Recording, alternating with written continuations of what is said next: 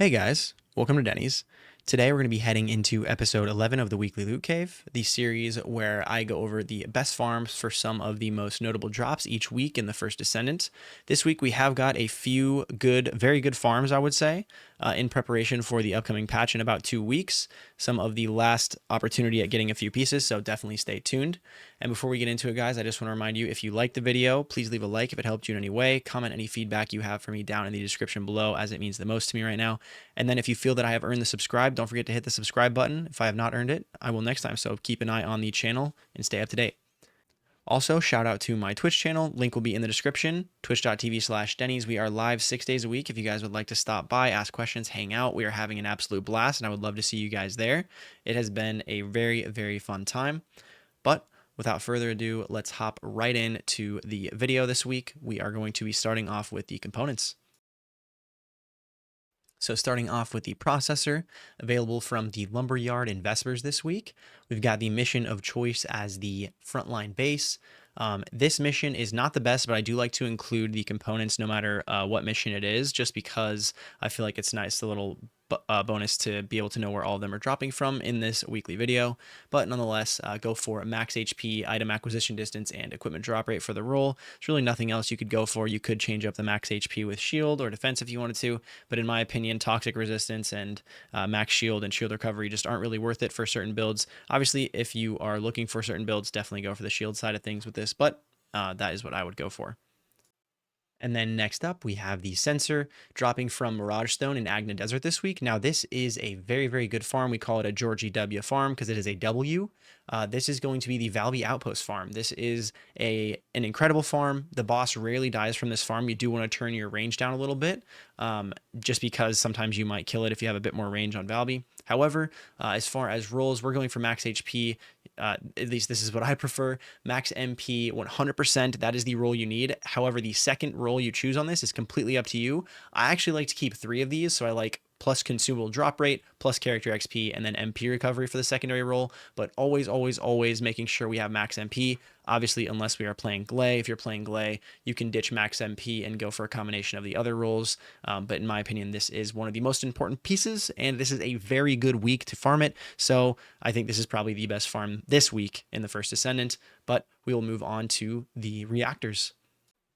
And first up for the reactors, we have Freyna's, available from the Aurora Forest and Fortress this week. Now, again, not another farm that's not the best. However, it is Freyna's reactor, and it is a Fallen Hope reactor. There is estimated buffs for Freyna coming with the rework of her certain abilities. I do recommend picking up a Fallen Hope General Rounds Tech Reactor with Toxic just because of this, so that's why I'm including it right now. I think that it will be worth to maybe get one for a baseline. Definitely don't go for double golds this week with this farm. However, it's going to be a solid farm to get a baseline reactor for Freyna with the Fallen Hope, hoping that, and this is hoping to, Fallen Hope, no pun intended, this is hoping that it actually ends up working out and gets a nice little buff to make it a little bit more enjoyable with this build for her mobbing.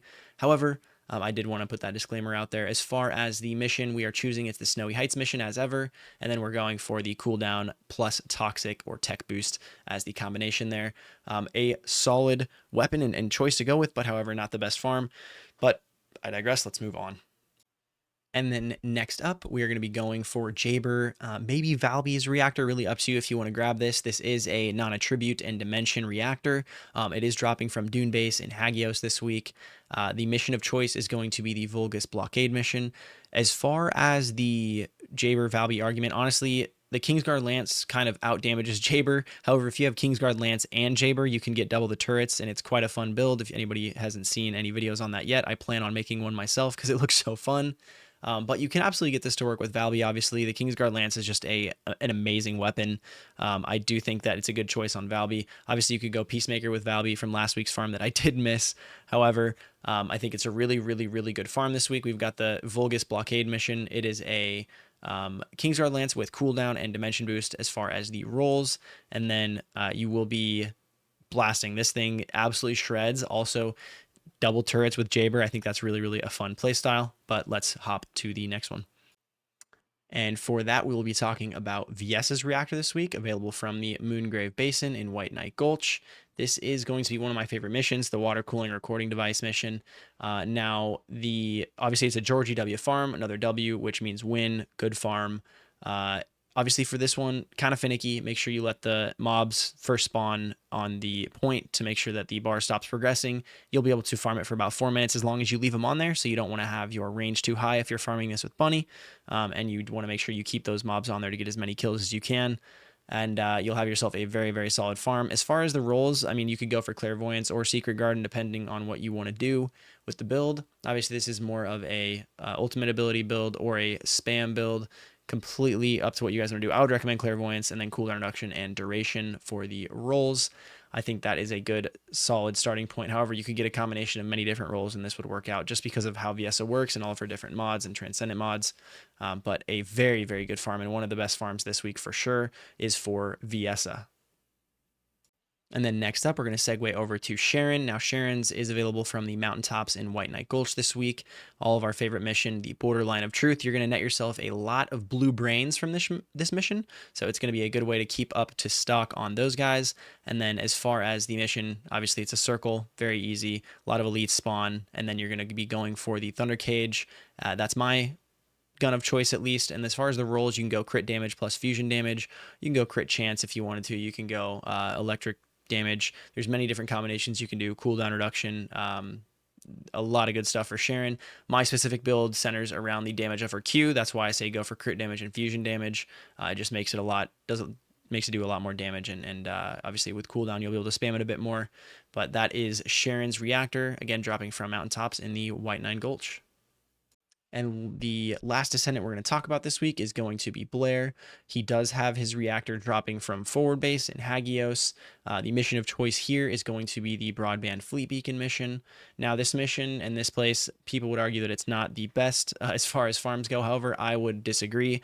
I tend to get anywhere from 7 to 10 of the ultimate reactors from this mission every single time I do it, and it only takes about 3 minutes. So I do think this is one of the best farms for reactors in the game, just because of how quickly it is farmable and how many elites spawn. And you also get, I know that not a lot of people like this because you get the anode particles. They only drop 2 at a time from the elite. However, you're working towards your ultimate Ajax if you don't have that, and your Peacemaker if you don't have that, by doing this mission at the same time. So I think this week is a very good week to go for Blair's reactor. Also, the roles we're going to be going for are Enduring Legacy.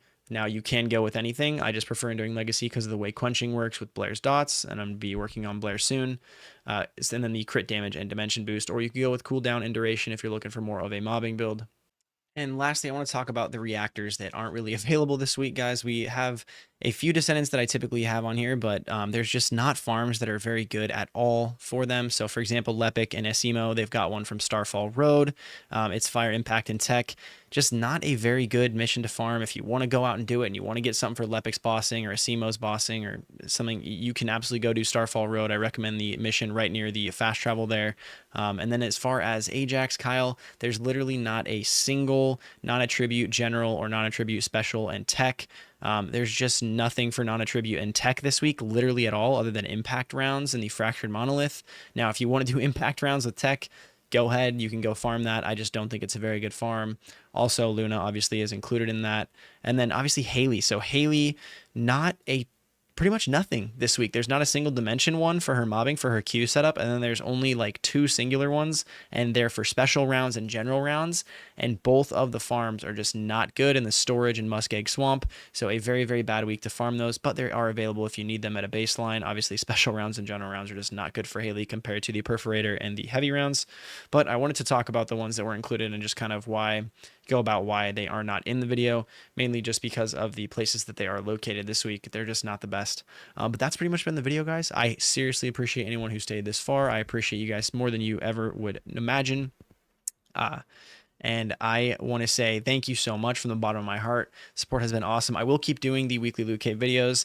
I am a little bit demoralized from farming the reactors until something changes as far as the RNG, I guess you would say, of the reactors. I do encourage people to get at least one baseline reactor for each Descendant they think they're going to play. However, to each their own. Play how you want to play the game. Make sure you're still having fun, all that good stuff. I'm just a little bit burnt out from farming reactors, and I hope that the changes come soon to reactors. But yeah, I hope you guys have a good rest of your day, good rest of your week. I will be live on Twitch. I hope to see you guys there. I would love to see you guys there. In fact, we've been having an absolute blast. But I'm out of here, guys. Peace out. Goodbye.